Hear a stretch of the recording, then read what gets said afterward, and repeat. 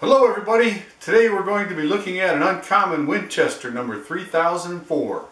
I've gathered a lot of reference books over the years, but I don't have one on Winchesters.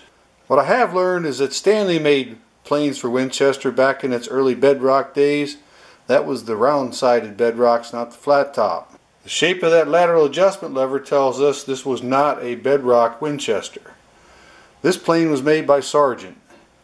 If you're a collector and you're into collecting the odd type planes, Winchesters are a pretty neat one to go after. There's not a lot of them out there. And if you're like a lot of people and didn't know that Winchester made hand planes, Winchester made a lot of stuff.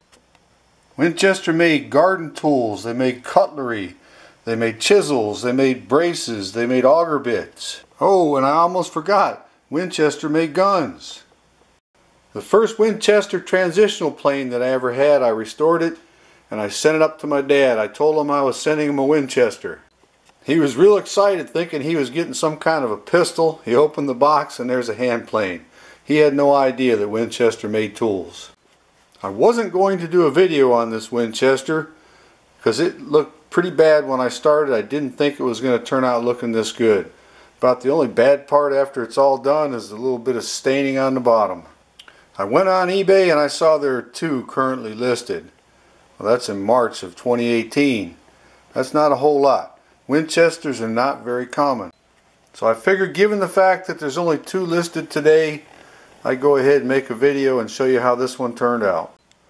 You can barely see it, but the front lower quarter of that knob was broke off. Luckily the part was still there. I glued it back on and put a new finish on it. The wood on this plane is mahogany.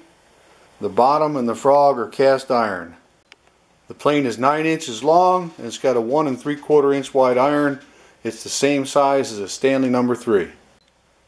I can't find a book on these, so I don't know what the book value is. I do know that I see them sell for more than the Stanley counterparts. The two that are on eBay right now are to buy it now for in the neighborhood of $120 a piece.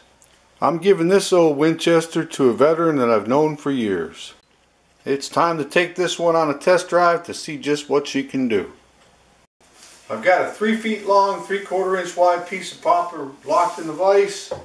Let's see how she works. Oh, it sounds good.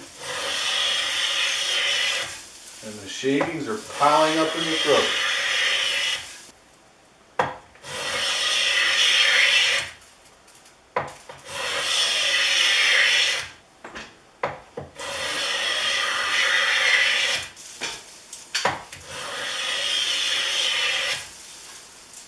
She's doing an excellent job. This old plane officially passes the test. There are two things I want to point out about this plane. The depth adjustment knob is steel and it's a right hand thread. Most of the planes of the day were left hand thread. This one, you got to think about it when you're adjusting the depth. The other thing you'll see that's not there is a frog adjustment screw. But other than that, this old 3004 is an excellent plane. So if you want to collect a line of planes that's a little bit more challenging than the Stanleys to find, Winchester is a good one to go after.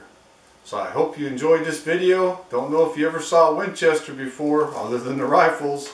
This one doesn't shoot. Well, you could use it as a shooting plane, I guess. But that's it for today. The next thing up is going to be the March giveaway of the Stanley No. 24. So if you enter for the drawing, you're in. If you haven't entered already, it's too late. So someone's going to win soon. That's it. Time for supper. Bye.